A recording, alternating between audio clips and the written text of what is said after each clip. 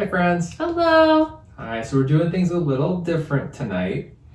So we were asked by Mercy from MercyDavis to do a collab along with Charmaine from Maine to do the 5 best tips for NICU parents. We're going to link their channels down below. I want you to go check out their videos too, because I'm sure they have a lot different wisdom than we have. And also all their other videos on their channel are just so great. Go check them out. They're great people. Yep. So a lot of you may not know, we've shared a little bit about it, but Karis was born premature. She was born at 26 weeks. Mm-hmm. So she was a micro preemie. She was 1 pound, 13 ounces, and only 13 inches long when she was born. So we had no idea until that day that she could be born early. It was a big shock to us, and I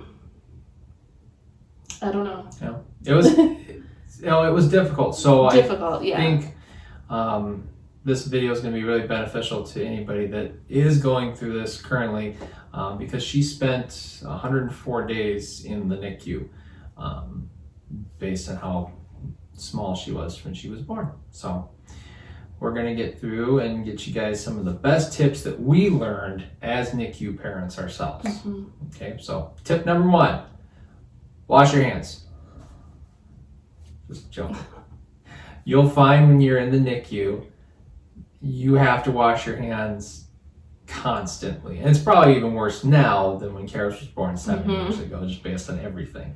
But you'll end up washing everything from your fingertips down to your kneecaps multiple times while you're there visiting. So that's, yeah. But the real number 1 tip is real number 1. Trust yourself and that you do know what is best for your baby. It's really important.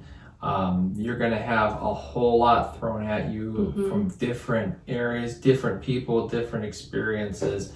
And one of the biggest things Jessica and I realized after Karis had come home is that we did know as her parents what was best for her, and that we should have trusted ourselves more in making some of the decisions that we did make. Unfortunately, she had so many different doctors. I mean, dozens and dozens of nurses, and they were all wonderful in their own ways, but they were all very different from each other, and they were different from us too. But it was so hard to know which nurse knew what they were talking about. And I think if we had just leaned on our own understanding of this is our baby and we know her, it would have just brought more peace of mind. Yeah. So just trust yourself, because you'll do what's best for your baby. Okay. So tip number 2, and this is one that we really struggled with, was it's okay to take a step away and do something enjoyable. I remember when Karis was in the NICU and Jessica and I were like, you know what, we're gonna go watch a movie in a movie theater, just to kind of take that moment. And that was even like 2 months into the NICU. It wasn't even the first week or 2. Yep. But just to take that moment to just take a step back and be like, you know, we just need to be together and we need to do something that's not stressful, that's outside of the NICU. Yes, outside of the NICU, that's enjoyable. And we felt so guilty. We couldn't stop thinking about that. Like, we shouldn't be doing this, but you should. You need to. You really need to. It's good. It's healthy. You need to take that pause to just take care of yourself, take care of each other, and enjoy each other's company. There's going to be more stress when you get back. Trust me. So take some time and just take that break. The next one is don't get overwhelmed by information overload the first week or 2. The nurses will help you through everything. I just remember even just that first day of her being born, just everything they were telling us, and all the different tubes and wires coming into her body and what they were for and where they were going to, all the medicine. It was just way too much to remember, but they'll keep telling you what you need to know each day. Yep. big thing too is when you have a baby that's born premature is the cost. Is you see these skyrocketing medical bills and you're like, how are we going to afford this? And then you start, don't be overwhelmed. There are social workers in the NICUs. There are all kinds of people that will help you. And depending on what weight your baby is born at, a lot of times you get a lot of funding from the government to assist with your medical bills. So don't get overwhelmed. There are people that are going to help you. Okay. So another one, number 4, is going to be do special things to bond with your baby. It's really difficult. In Karis's case, she was in an incubator for, I don't even remember anymore. Don't even remember. It was but we couldn't hold her right away. So for me, it was a couple of days. Mm-hmm. For Colin, it was at least a week, mm-hmm. because, and that's another story, but I gave birth in a hospital that was several hours from mm-hmm. where our brand new house was, where we live right now. And maybe comment down below if you want to see us do a different video about our birth story and more of what that looked like. But it was tough. It was tough. Stressful and tough. Things like kangaroo care, where we could just hold her skin to skin on our chest, was so important. And it was so interesting because she'd be laying down in her incubator and maybe fussing a little, but as soon as you lay her down, she just sinks right into you. And it's just such a special feeling. Like, she can hear your heartbeat, and it's just so good. Yeah. One of the biggest things Jess did with Karis, pretty much from the moment she was born, is she would read to her.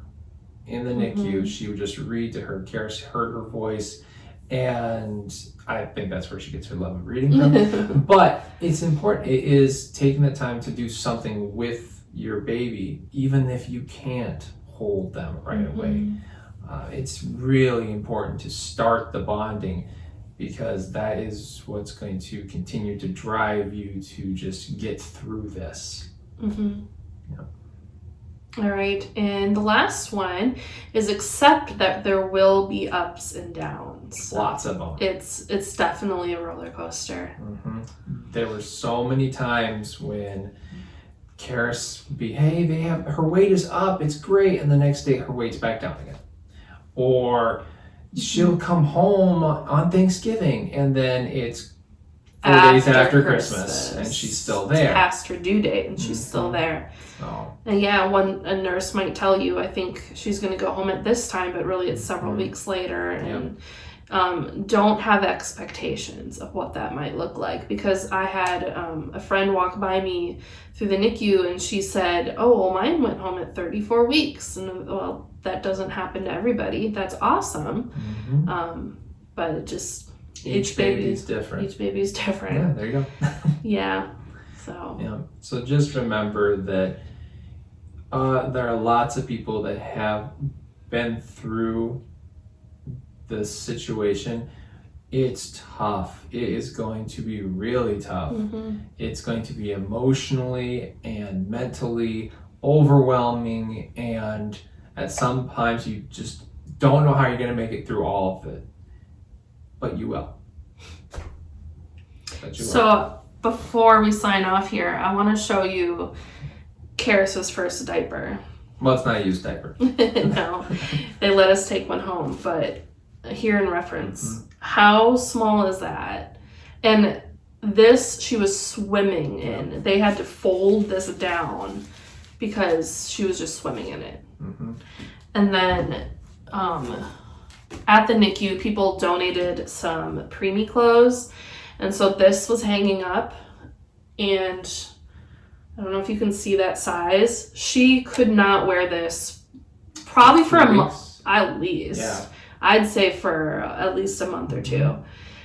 They did not have any clothes that were small enough to fit her. Mm-hmm. She would just be absolutely drowning in the preemie clothes, and it was so sad. I remember I used to walk through Target and say, oh, look at the preemie clothes. Look how cute they are. And it's just really actually a sad situation because of everything they go through, and those moments where they stop breathing, and you have to rub them a lot to get them to start breathing again. Or when you bring your baby home and they're on a monitor and that goes off 15 times an hour, and you're up every single one of those times to make sure that they're still breathing. It's gonna be stressful. It's gonna be hard. But you guys have seen Karis. So she's as healthy as can be now. Yep. It gets better. It does. It will get better.